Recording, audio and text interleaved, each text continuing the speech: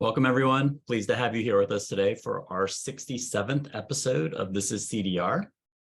This Is CDR is an online event series presented by OpenAir to explore the range of carbon removal solutions currently being researched, developed, and deployed, and to contextualize them for policies proposals OpenAir seeks to advance at every level of government here in the US, as well as in national and subnational jurisdictions globally.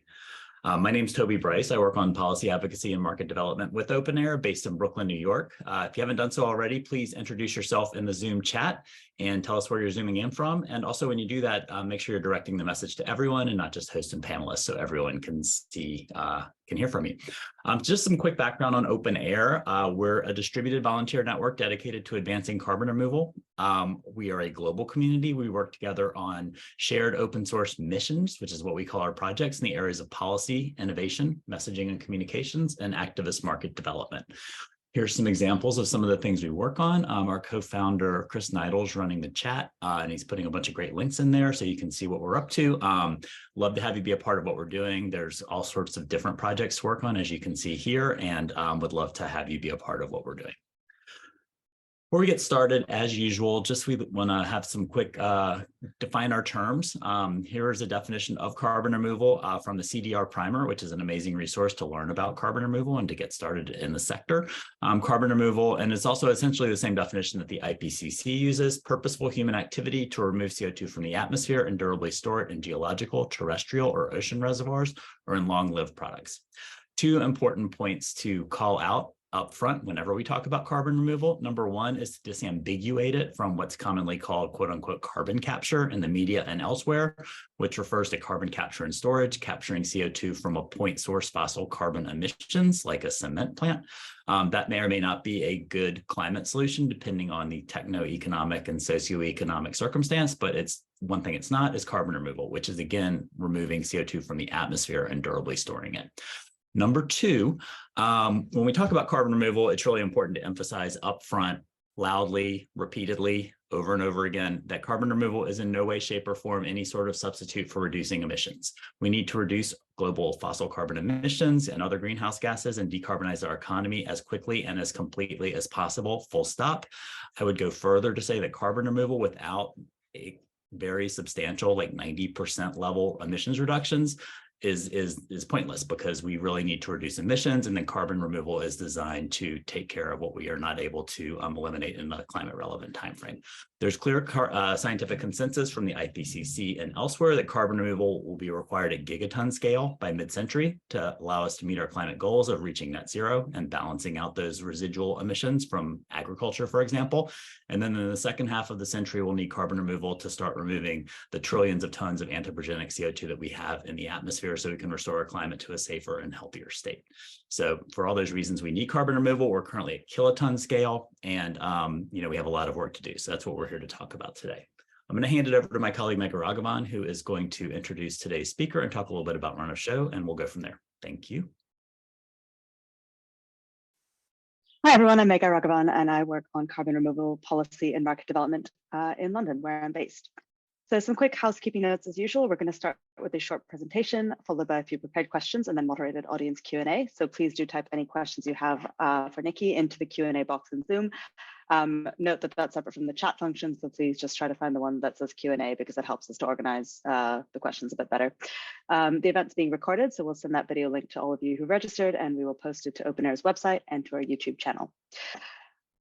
This week on This Is CDR, we're very pleased to welcome XPRIZE Carbon Removal Executive Director Nikki Batchelor, who will provide an update on the contest's current status and next phase, as well as give an overview of the recently released Circular Carbon Network 2022 market report and discuss XPRIZE's excellent recent collaboration with Carbon 180 from the ground up. Nikki Batchelor leads the $100 million XPRIZE Carbon Removal, which is a competition supported by the Musk Foundation to drive innovation, market adoption, and the equitable and just scaling of carbon removal solutions. In this capacity, she oversees program operations, develops partnerships, and designs strategic initiatives on topics such as environmental justice and investor engagement. Nikki also supports XPRIZE's work across the energy and climate domain, and previously managed operations and impact programs for the $20 million NRG COSIA Carbon XPRIZE, including the Circular Carbon Network, which aims to catalyze commercial activity and provide market insights for the growing carbontech and carbon removal sectors. Nikki also serves on the Carbon Business Council Board of Directors and Puro.Earth Advisory Board. Prior to that, she served as an innovation advisor for the U.S. Agency for International Development, designing and executing challenge programs and impact frameworks, as well as managing operations for grant programs in Iraq and Afghanistan. Additionally, she's worked as a strategist for Nation Builder, a software startup developing product and communication strategies and expansion into new markets. Nikki holds an MBA from George Washington University. So Nikki, whenever you're ready. Thanks so much, Toby and Mega. Really appreciate the opportunity to join you today and give a little overview of where we're at with the prize and some of the other exciting initiatives that we're working on. I just put my slides up, so I'm going to go ahead and dig into this presentation here. Let me know if there's any issues seeing it. So just to kick things off, I want to give a few minutes just backgrounder about what XPRIZE is for those who aren't familiar. So we're a nonprofit organization. We used to be headquartered officially in Los Angeles. Now we're mostly a remote organization, but a lot of our team is still based out here in California. And we are an organization that looks at some of society's biggest challenges through a model called incentive prize competitions. And we try and define a problem set and use this tool to really incentivize breakthrough innovation and accelerate scaling towards bringing new solutions online to address the problems. So we do that across a number of different topic areas. I particularly work on the climate and energy space that we work in, but we have a few other areas, and we actually got our start in the exploration space area, and that was our very first prize, the Ansari XPRIZE, that launched the foundation. And now we're working across all of these different domains. Just to give you a sense of some of the recent prizes that have been awarded or are also kind of running in the climate and energy space, we have an active prize around rainforests. We recently awarded the $20 million NRG COSIA Carbon XPRIZE, as was mentioned by Mega.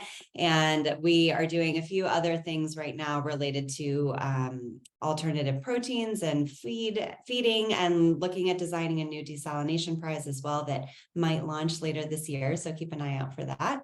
But what we're here to really talk about today is the XPRIZE Carbon Removal.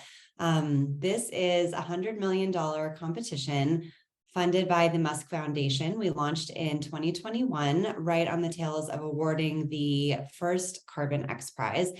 And we started designing this competition actually back in 2018. So we have been working in the carbon management space now since we launched that first prize in 2015. And we've kind of been building on our work in that area. When we designed this competition back in 2018, carbon removal was still a very new concept. The industry has evolved rapidly in the last few years. I mean, everything that Toby said was very helpful context about what is carbon removal, why does it matter, and how should we contextualize it in the broader kind of climate discussion.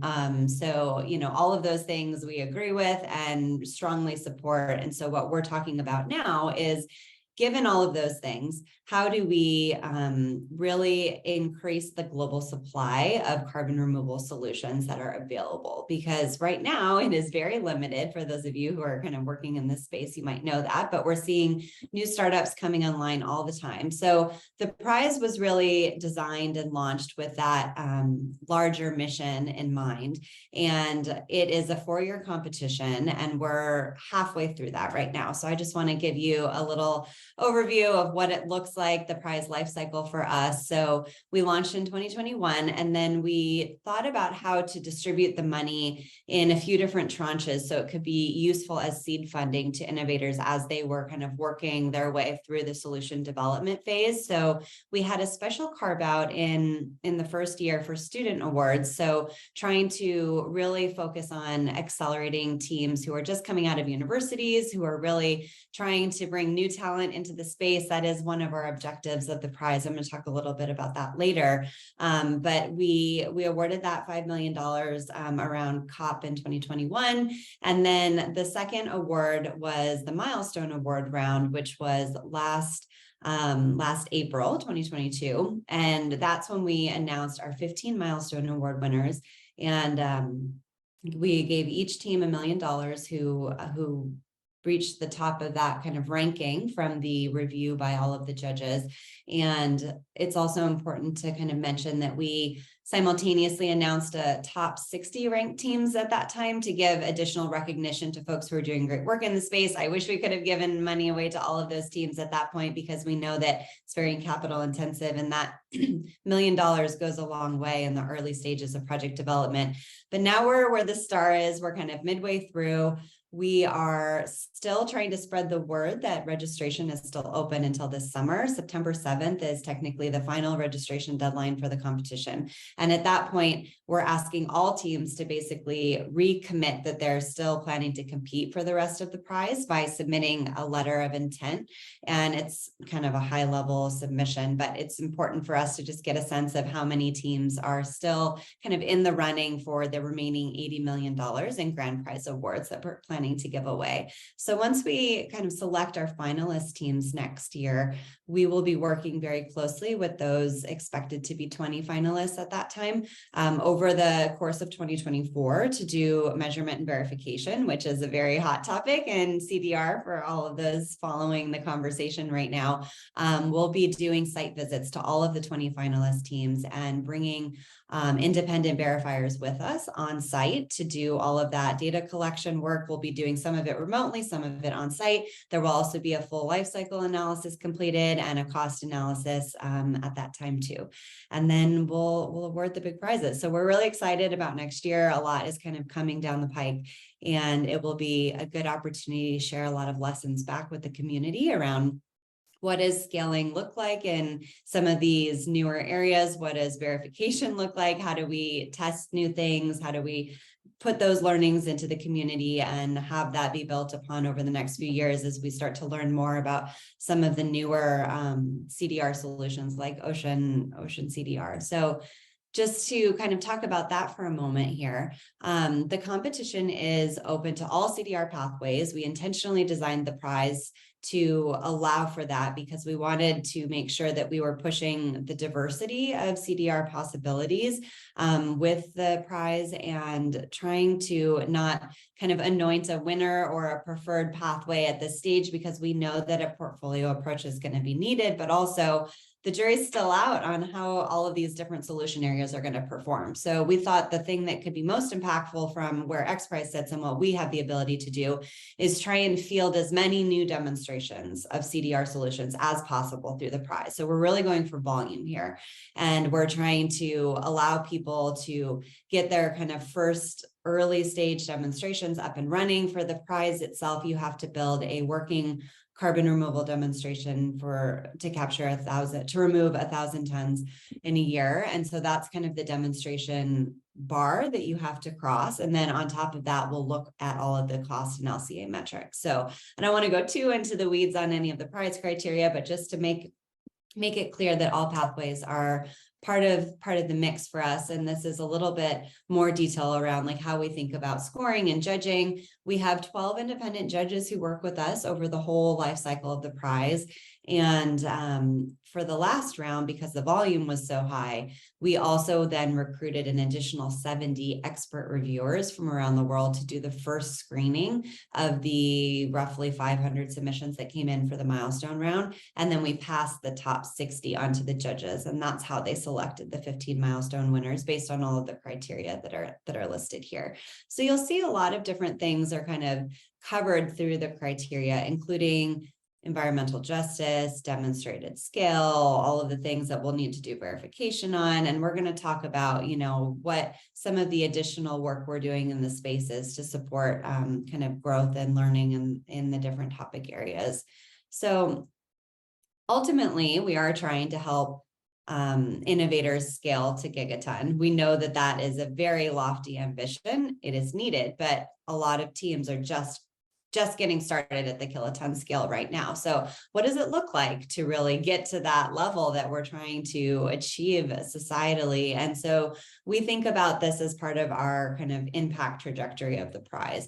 So we need to number up and we need to scale up. We need to prove the viability of a diversity of solutions. We already talked about that. by making sure that we're open to all pathways.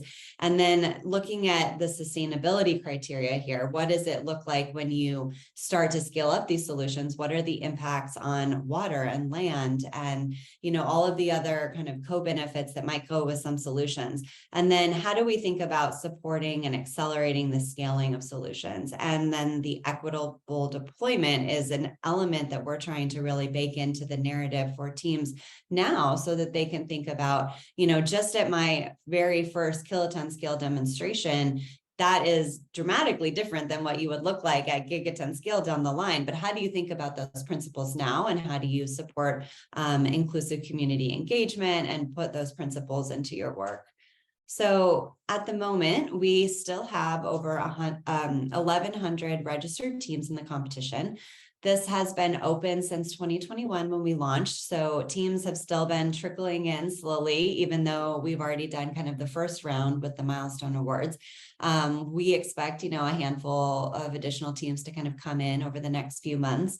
And then September 7th, that's when we'll kind of close that gate officially.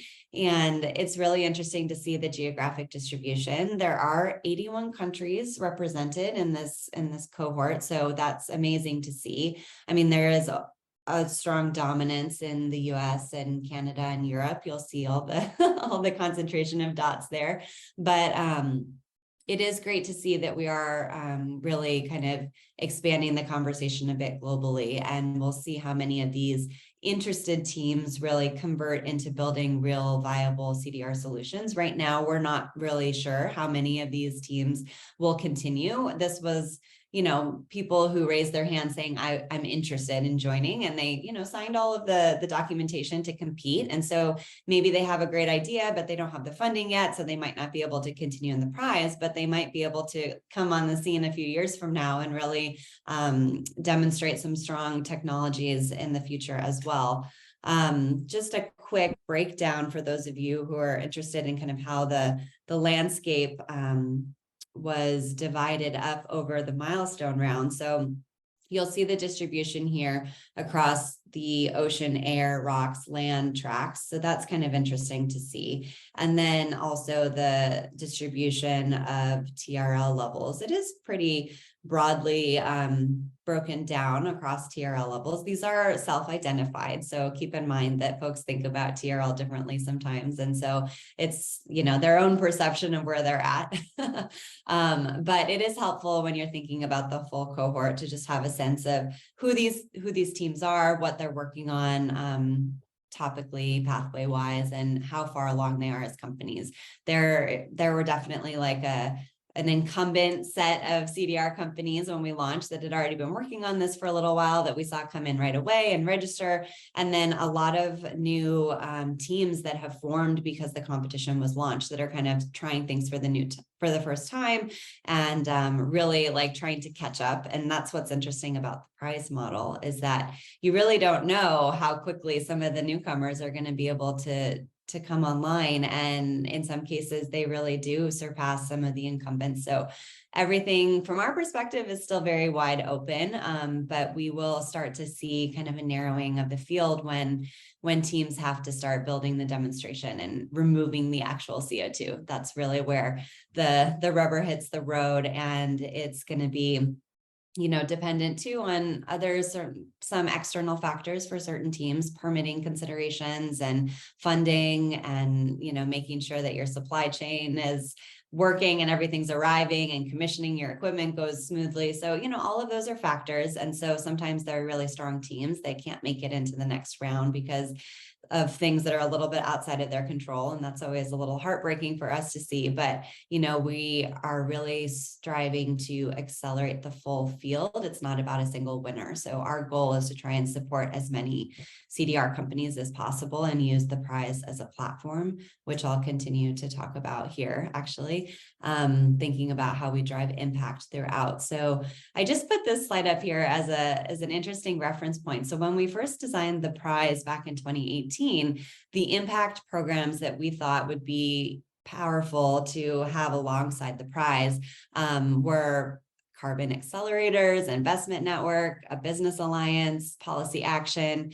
So some of these things just started happening organically. By the time we were able to launch the prize in 2021, there were a number of different accelerator programs focused on carbon removal. So instead of supporting or launching an initiative on our own there, we decided to partner with all of those different accelerators and try and encourage all of the teams to apply to those programs, because we know that it's important for them to continue to have mentorship and work on kind of all of their business strategy along the way, even though we're focusing on really the technical due diligence of the validity of their solutions. We also know that in order for companies to be successful and start raising the money that they need to even compete in the prize, but just to get their first of a kind demonstrations out in the world, they really need to have kind of their business plans and pitching down to a T. So that was one thing. And then an investment network. I'm going to talk a little bit about our circular carbon network. That is an extension of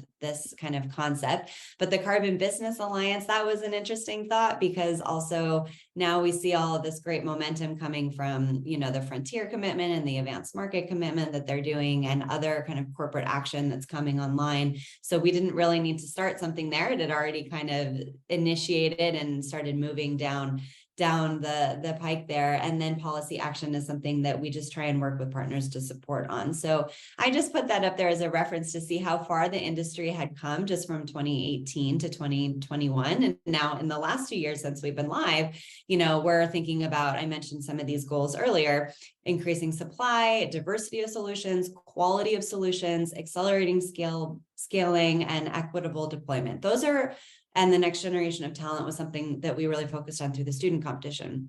These are my priorities as I'm thinking about how do we use the prize as a platform? What are other initiatives that could be valuable, partnerships that we could support, and try and launch other kind of strategic initiatives and resources for the community. So I'm kind of talking about this too as a call to action to anyone in the audience that might have other ideas of how we can partner or use the prize to advance some of this work. So just digging into a few of these to mention some of the reports that we've been working on recently, I wanted to talk for a few minutes about our Circular Carbon Network. This is an initiative that we launched under the last Carbon XPRIZE as an effort to try and help support the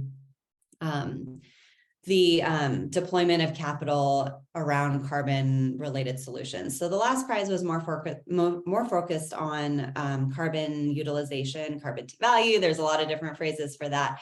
And we've expanded kind of all of the research and focus in the Circular Carbon Network to include carbon removal now that we have the new prize. And you'll see we have a lot of interesting data. We just released an annual market report. So we've been doing this the last few years. One of the main data repositories is something called our Innovator Index. And here we're tracking the number of companies, startups mostly, that are really working on this topic. It's interesting to see the year founded data year over year. And we're trying to basically analyze how the space is evolving each year and some of the different characteristics of all the different companies that are coming online.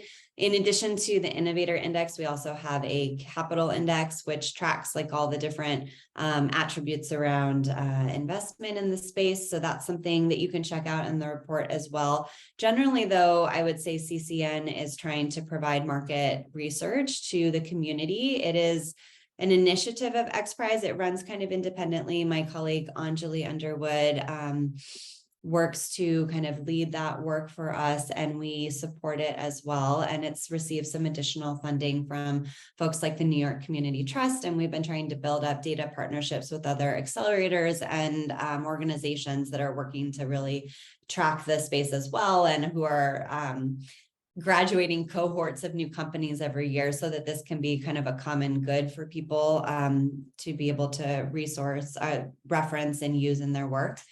And, you know, in the kind of same vein of continuing to support driving capital into the space, we've done a number of different investment events over the years on our last prize, but just now recently, we partnered with Credit Suisse for the Carbon Negative Conference 3.0. This was the third version for them in San Francisco. It just happened a few weeks ago during Earth Week, and profiled the top 60 teams at that event. But also it was an amazing convening of carbon removal companies and investors who are really looking to get into the space. I actually just got the data back from the Credit Suisse team, and I heard that 1,400 meetings happened over the 3 days between carbon removal companies and investors. So that's a great kind of data point just to see the explosion of interest in this topic. I think, you know, a number of the investors that probably came to that event were still learning, and there was an educational component of like wrapping their mind around what carbon removal is, what are the different companies, like how do I start to understand the lay of the land? And then many who are actively investing or looking for companies to add to their portfolios. So it was interesting to see like how positive the reception was for companies. And we hope to continue kind of supporting this effort generally, but also our team book is now up on our website. So if you're interested in investing or just learning more about the top 60 teams from the milestone round, you can go and see all of their profiles on that team book. Okay, one more report that we've been working on recently related to environmental justice. Last year, we partnered with Carbon 180 to develop a questionnaire that would be part of the milestone submission, that all companies would have to basically address a series of questions related to environmental justice considerations for their projects. We published a report that analyzed the responses of all the qualified teams. So 287 qualified teams came out of that round. And it was really interesting to see how they were all thinking about environmental justice. Oh, I don't have the slide that has that little breakdown, but it was interesting to see, you know, a lot of people equate environmental justice with job creation and, you know, different areas specifically. And so we're trying to help provide a more holistic approach to what that topic is, and provide really practical recommendations for companies to start thinking about how to approach it in their work. We worked with this group of advisors for our environmental justice panel. They actually reviewed the top 60 submissions and provided practical feedback about like, think about this next time and as you're scaling. And so they looked at all of the answers, provided really great constructive commentary. And then we developed a report that was called From the Ground Up that really looked at transformative justice and all of these different lenses and how they layer on top of the carbon removal projects, and how people can think about kind of integrating some of these areas into each of the stages. And so if you're working on any projects right now, I highly encourage you to go check out this report and see if you can try and put any of that into practice. Then I just want to mention, you know, quickly here, and then I'll stop my share here in a second. We're also trying to support improvements in MRV for this space generally. This is just an example of some of the verification reports that we did on the last prize. They were, you know, in line with this ISO standard. And so these are all published on our previous verifiers site. We're going to be looking at what standards and protocols to use for this competition, because we're covering so many different areas of carbon removal, which are all going to have very different approaches. But, you know, we're looking at all of the people working in the space and trying to collaborate with different folks to advance standards where it makes sense. You know, Puro's just really seeing a lot of new work in this space, and we're kind of collaborating with Carbon Plan and Carbon 180, thinking about higher principles related to MRV, what are different things that might be missing in the way that we're thinking about it. And so that's a conversation we're kind of actively participating in. And then lastly, you know, our goal of kind of fostering the next generation of talent, which we did through the Student Award, but we're also interested in figuring out how to support that in other ways. So it's just a quick recap of some of the student teams. It's a nice way to end. But yeah, I'll end there, and we can dig into anything that's of interest to folks today. Thank you very much. That was a great presentation. It really underscores the incredible work that you and your team are doing, and how impactful I think the prize can be beyond the prize itself, the way you're kind of expanding the influence across the sector. So thank you for all your work. That was really great.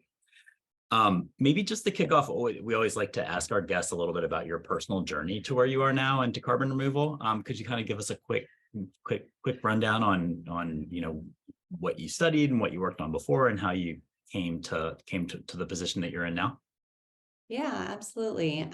My background, I originally started working in international development, and climate wasn't a particular focus when I started my career, but I've always been working on kind of social impact topics and trying to think about how do we leverage all of the different structures of society, basically, to have a responsible deployment element for CSR work or related to how we think about international development. That's why I then went to get my MBA, and I started to kind of dabble more in this innovation space. And so I was advising USAID on their kind of portfolio of challenges that they were just trying to stand up for the first time. Like, how do you try things differently and approach bringing like science and tech into things? And so that's when I learned about the prize model and started tracking XPRIZE. That was about 10 years ago now. And then I joined the kind of initiative when we were first launching XPRIZE's climate and energy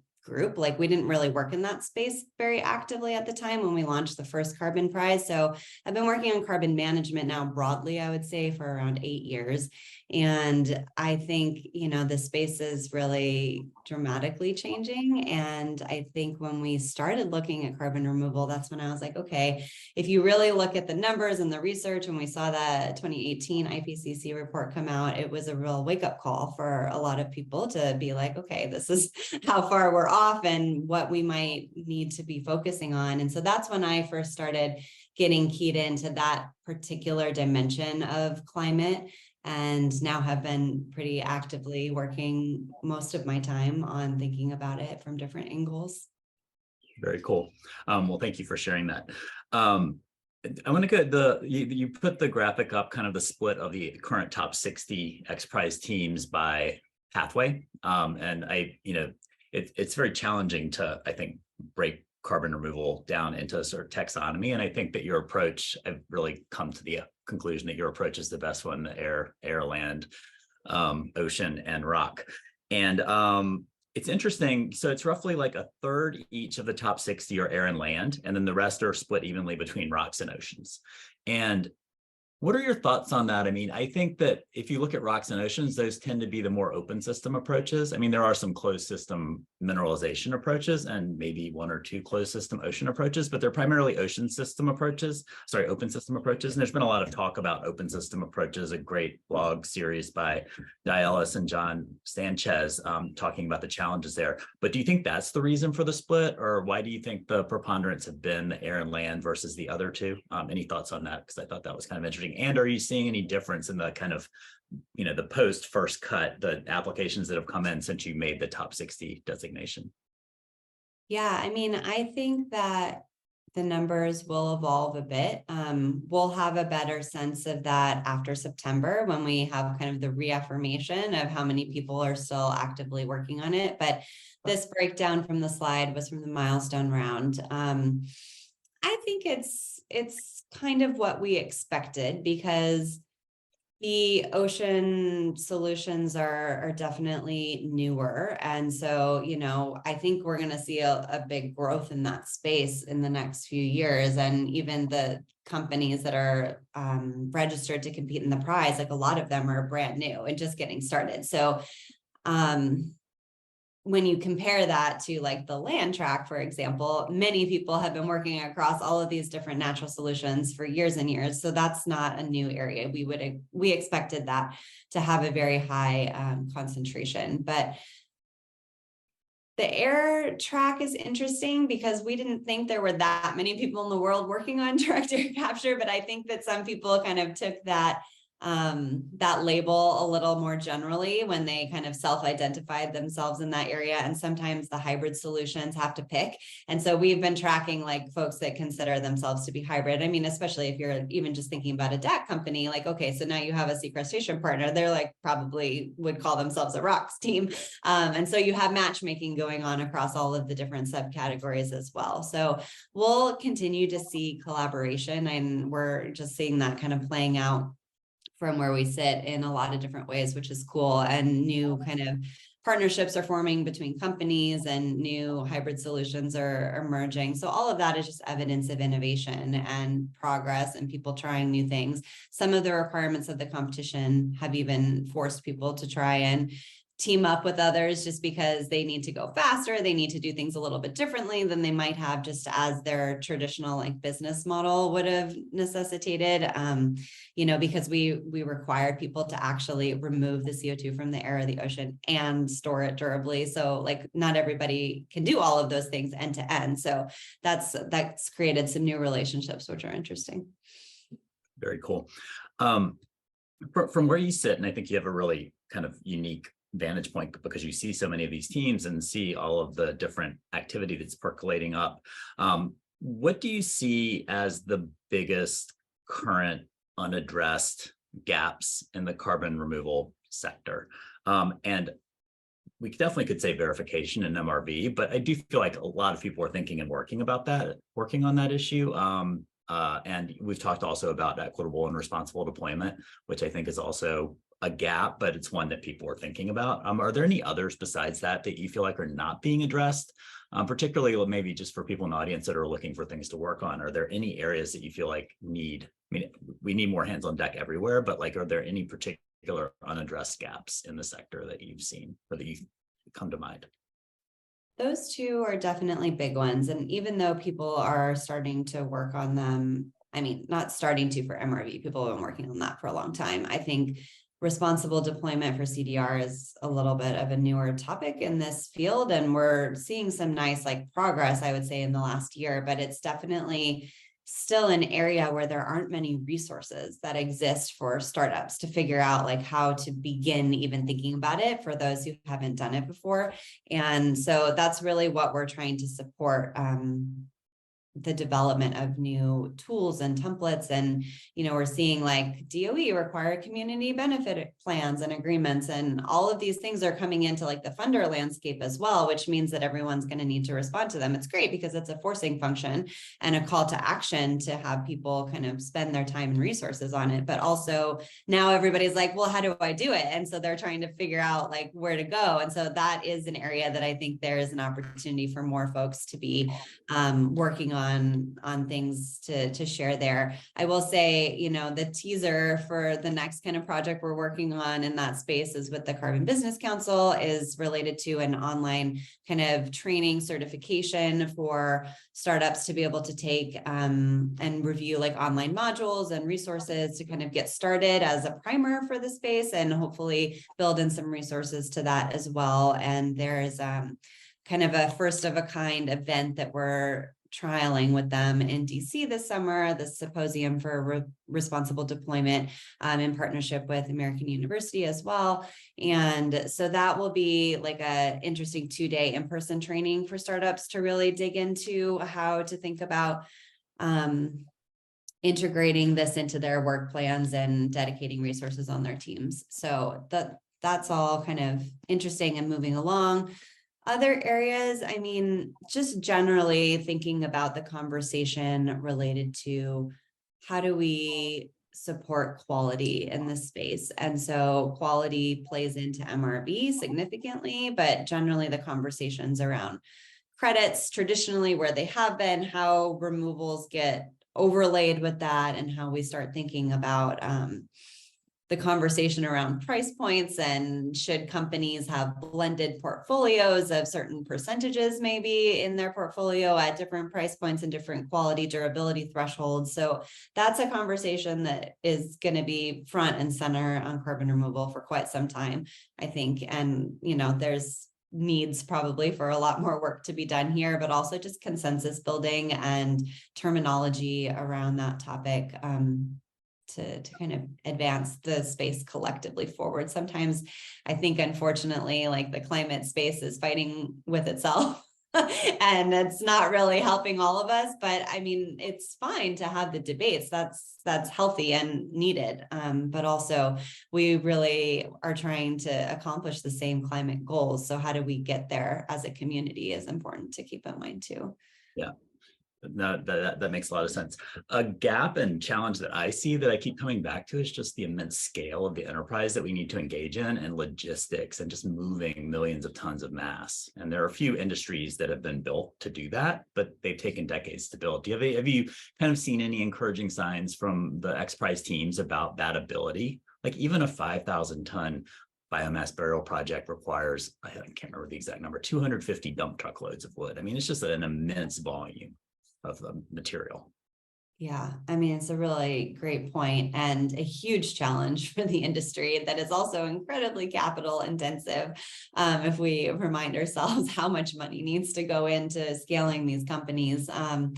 We aren't really doing anything actively in that space, but I know that it is a primary challenge across a number of teams that are, once they're getting to that point and trying to figure out how to do the logistics for their operations, it's a huge undertaking. And I think we will see a lot of new innovation here. I'm not sure that I have like any great story to report yet, but I think it's something that people are actively working on right now and trying to figure out how to do it cheaper, more efficiently, you know, all the rest of it. And the logistics and transport is crazy. Yeah, no, it is, really is.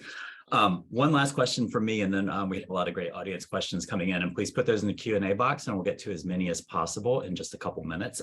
But I love the mention of policy focus on one of your slides towards the end for XPRIZE. Can you talk a little bit about how you see engaging there? Because I think the opportunity, we've talked about this a little bit, but is really substantial just because you touch so many teams. I mean, you have this opportunity to communicate with so many practitioners, and I think the practitioners themselves have a lot of opportunity to do advocacy even at their local level, really at every level of government. Can you talk a little bit about how XPRIZE sees engaging on the policy front? Yeah, I mean, generally it's something we're trying to support teams to think about and to do. I would say this is an area that we haven't kind of prioritized for the last 2 years as we were standing up the competition. So it's an area where we're going to start to think about what is the right place for XPRIZE to play and support in for the next 2 years of the prize. In the past, we've tried to convene teams together to do Hill Days and really talk to representatives about the work that they're doing. How do we make it more accessible and understandable, and like share stories of the work and where it's happening in local jurisdictions. And then I think a lot of our kind of support will also just come through partnerships. Like, how do we work with the Carbon Business Council to support their effort, because they have more of a policy focused mandate than we do. It's like more something generally we want to be supportive of, but is not one of our kind of like main program areas. So if there are ways that XPRIZE can, you know, collaborate with folks who are listening today, you know, let me know if there are things that we can do to be supportive. But right now I've been thinking recently about like, how do we create more resources for teams to know about, one, all the ongoing legislation, and also just ways to engage or tell the story that's compelling to legislators. So that's something that I've been thinking about. Very cool. We have been thinking about it as well. Would love to collaborate on that. So Mega, do you want to hop on and work on some of these audience questions? Because we've got a bunch of good ones in there. Yeah, sure, we do. So first of all, just a couple on the policy side. So, you know, you mentioned that policy action was kind of identified back in 2018 as an important way to look at this. Where do you see the most critical policy gaps, you know, regional, subnational, national, supranational levels? And what are you kind of hoping to see change on in the next couple of years? Yeah, I mean, I'll start by saying this is not my personal area of expertise. I have been trying to kind of support what others have been doing on the policy front. So I'm not probably the best person to give the landscape overview there. But I think, you know, it's interesting, all of the momentum that's been happening in the US. And I think the conversation globally is everyone is thinking about like, what are the equivalents of all of the new legislation and money that's going into testing, all of the new projects through the DAC hubs, and all of the 45Q progress that we've made with really trying to improve that legislation. I think, you know, the conversation is trying to see like, is that going to work? Do we wait and test, to wait and see like how it rolls out, and how the projects benefit from it? I think the new kind of progress we're seeing in Europe. Everyone seems to be talking about the new standards and how those are going to play out as well. I think trying to get more global representation will be interesting to think about. I was just talking to one of our teams based in the Middle East, and they were talking about like, oh, well, our permits got approved in like a couple of weeks. And I'm like, well, I just heard that there are 60 pending permits with the EPA for Class 6 well injection. So we need to also learn from the expediency that's happening in other countries. So I feel like there's a lot of kind of lesson learned and like cross-country collaboration that could be explored here around different ways to accelerate certain solutions. It'll also be interesting to see if different regions decide to double down on pathway specific areas and kind of like, will the US really lean into DAC? I mean, we're seeing that now. Is that going to be how things evolve? Will we catch up with, other supportive incentives around other pathways? And the oceans folks are always saying, don't forget ocean CDR. So that's definitely, I think, been like a gap for focus as well. And we're seeing more like trade associations that are more focused coming out too, with like the Carbon Removal Alliance focusing on longer durability solutions and advocating for those cohorts of companies. So yeah, I think we're seeing more like segmentation starting in the market as well. Yeah, definitely. Is that something, would you guys ever talk to, any of the governments at different levels about maybe adopting some of the criteria that you have sort of quite thoughtfully put together? Is there any potential on that front? Yeah, maybe. I mean, it's not really something we've had a conversation about, to be honest, but there are specific reasons why we set the criteria to be the way that we did for the competition. So I think there's definitely a story to be told around ways to think about how to define the box of carbon removal, first of all, but then also how do you decide about the permanence threshold? I mean, that's a hotly debated topic, and we're trying to kind of sit in a semi-neutral place, recognizing that there is value to less, like under 1,000-year permanent solutions, as well as, those being incredibly valuable. So like, how do we promote both at the same time? To what you were saying about like potentially different countries kind of going deeper on certain methodologies or pathways, like the US seemingly focusing on DAC. When you look at the applicants that you're getting, are you starting to see more teams in particular geographies focusing on different pathways? Or are you seeing different pathways like kind of cluster around different TRL levels? What other patterns are you seeing in the teams? It's a great question. I don't have the answer to that right now, but we're actually talking about how to do kind of deeper analysis on the cohort of teams right now. So I will add that to my list of points that would be interesting to kind of pull and map out. We're talking about, does it make sense to kind of do deeper analysis just on the milestone round teams from last year? Or do we kind of wait and see who comes in September and like do the analysis on that cohort, or just wait until next year when we have the full submissions in, till we know like who's crossed the threshold of being able to do the 1,000-ton demonstration? So maybe all of them is the answer. Maybe all of them are valuable to see the breakdowns, but we are kind of sitting on an interesting subset of data right now that we're trying to figure out how to make interesting for folks. Get through. Yeah, definitely. Yeah, just going back to the permanence question as well, you kind of mentioned, 1,000 years. I know I see 100 thrown around a lot. Do you have a hypothesis about where, if we're going to coalesce around a particular number when it comes to policy and prizes and grants and things? Do you think we're going to come to a specific number that everyone agrees on? And if so, is there a particular number you think we'll get to, or is that just going to continue to be a little undefined? Yeah, I mean, I feel like this is going to continue to be an active debate for quite some time. You're seeing a lot more momentum around the 1,000-year push right now, which is interesting. And, I think we all recognize the value in those solutions, and also like it's so much easier to measure and know that CO2 has been stored and will stay there. Yeah. So there's this clarity that's helpful for sure. But we don't want to forget about all of the nature-based solutions as well that have been up and running and doing their work for a long time. And so trying to think about how the collective space can be advancing both. I think everyone's going to have their own focus areas, which I think is fine and healthy, and that is how it should be. So everyone doesn't need to focus on everything. It's great that we have people going deep on trying to advance engineered solutions that have really high price points. We really need that, and it's incredible. And then we also have, continuation of great work on, protecting natural ecosystems and thinking about how to increase the soil carbon sequestration and all of the things that people have kind of been doing for a long time. So I think there's value in both. And because of that, and given the mandate of all the organizations that work on all these topics, I don't really see that going away anytime soon. Yeah. Yeah, I just thinking about kind of the different solutions, like you mentioned, there's going to be some that have like higher MRV certainty, high TRL levels as kind of a pathway level. And then there's obviously the considerations of the individual team. How do you kind of balance those things that are sort of above the level of the team and have more to do with the technology and the market versus the sort of specific team considerations when you think about the applications?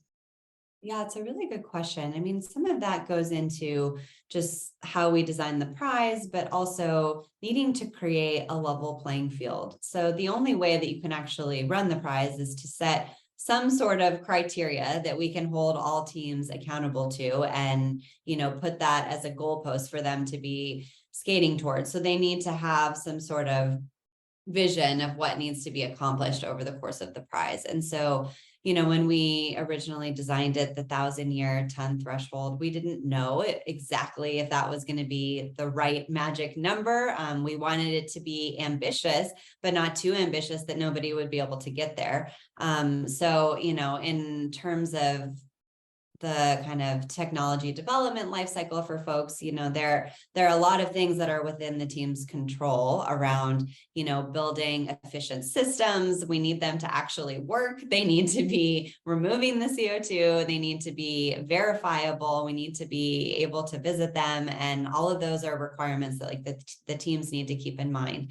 We know, though, that to inject CO2 underground, you can't just go do that. You need a permit. And so this is where there are dependencies that are also really important that, we can't completely control for. And all we can do is try and support teams when, there are areas where XPRIZE might be able to help, but also help encourage matchmaking and partnerships so that they can maybe work with somebody else who has solved one piece of the puzzle that they maybe don't have in their kind of expertise and team resources. So I think we try and be aware and cognizant of the landscape and recognize those challenges, but also know that at the end of the day, it's a demonstration competition. That's really what makes XPRIZE unique, is that you have to do and build the thing. It's not just an idea or a proposal that comes in on paper. That's how it starts in the beginning. We want to get people get their creative juices going and start innovating from the early days, but then they actually have to put it into practice. And that's when, all of these new challenges kind of come into the scene as well.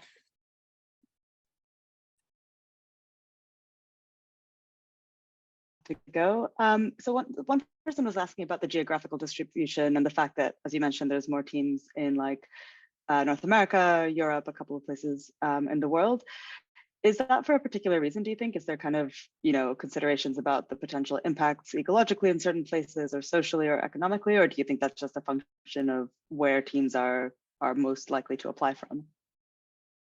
Yeah, I mean, I think there's probably a number of different reasons coming into play there. I think that we saw this in our last prize as well. Definitely the concentration in the US and Canada. I think part of it is, XPRIZE's reach is a little bit more dominant in North America and Europe, but I think we also know that a lot of technology development is happening in those places right now related to carbon removal. And the incentive structures are also coming online, as we were just talking about. So there's an extra incentive for companies to be starting to try and set up their companies here and do that work. We are I think really encouraged by the fact that 80 countries were represented, though, in the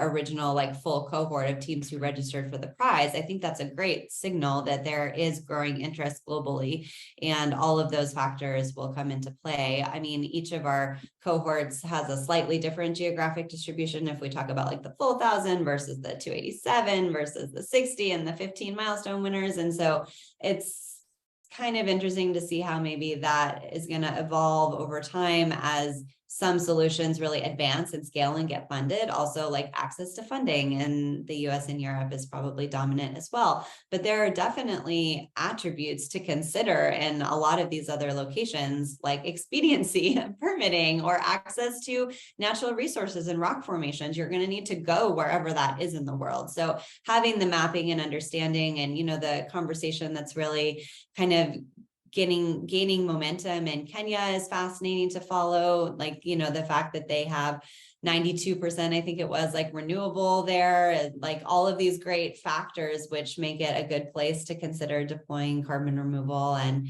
DAC startups considering going there, and the government is trying to support that. So part of it is also like, maybe there hasn't been a call to action from these other governments of like, we want the solutions to come here, and like pointing out the favorable conditions of why it would be useful. So I think we'll start to see more of that, especially in the next few years. I mean, it's still so new. Like, nobody was talking about this before 2018. So it's only been a couple of years, and in a short period of time, we've seen like a huge evolution.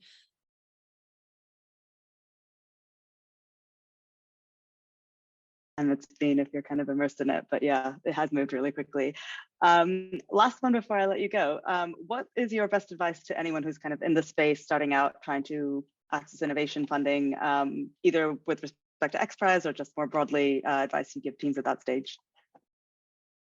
Yeah, let's see. Okay, advice. I think that generally, we all need to be trying to figure out how to get as many demonstrations up in the world as possible. So trying to get out of the lab and into the real world and showing what works, and running into the challenges of commissioning and getting things on the ground and logistics and transport, all the things that we were talking about, that's really important. So I think trying to accelerate as quickly as you can to getting things out there will be key, because we're going to start to see consolidation at some point with things that are working and progress that's being made. And so trying to be part of that wave. Right now, we're like in the broad swath of anything is possible, and people are really like open to considering a lot of options. And so like to take advantage of that open-mindedness at the moment, because we'll start to see more consolidation as we move forward. And then, just really trying to bring in a new generation of talent. So bringing on new young people, trying to help like encourage folks to focus on studying all of the different technological areas that are going to be useful for advancing CDR solutions, like next generation sorbents and membranes and all of the different components of the different pathways that we're talking about. Ocean verification, like go figure out how we do some of this open system verification and modeling. There really is a role for everyone on CDR, even if you aren't a scientist or a technologist. We need marketing folks. The general public needs to understand what carbon removal is.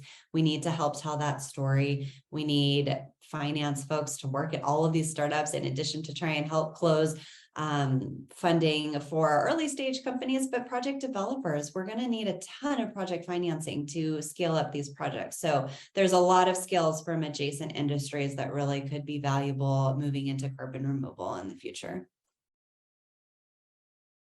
Great. Thank you so much, Nikki. That's been really great. I'm going to give us back to Toby to just finish us off. Thanks everyone for being here. Thanks so much for having me. Nikki, thank you. That was really great. Thank you for your time. Great to see you. It was great to get the update on XPRIZE, and thank you to you and your team for all the amazing work that you're doing for carbon removal. And smooth travels to NYC, and hope to see you this week. Sounds good. Thanks. Just a couple quick programming notes from us before we close. We're right at the top of the hour, so if you have to go ahead. But we have a really cool program on 11th, which is Thursday, a background on a innovative policy that we are introducing in Luxembourg. Chris will put a link to that in the chat.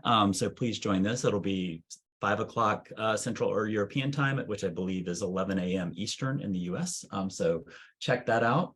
And then we have a really great lineup of upcoming This Is CDRs. They're all here. I put a link in the chat to the page where you can register for them all. Next week, we have Capture 6, which is an innovative direct air capture company, and CEO Ethan Cohen-Cole. And it'll be cool because they have not spoken much publicly. So we'll see what we can get out of them and see what we can learn. But thank you so much to everyone for being here. Thank you, Nikki, for joining us. And everyone be well, and we will see you again next week.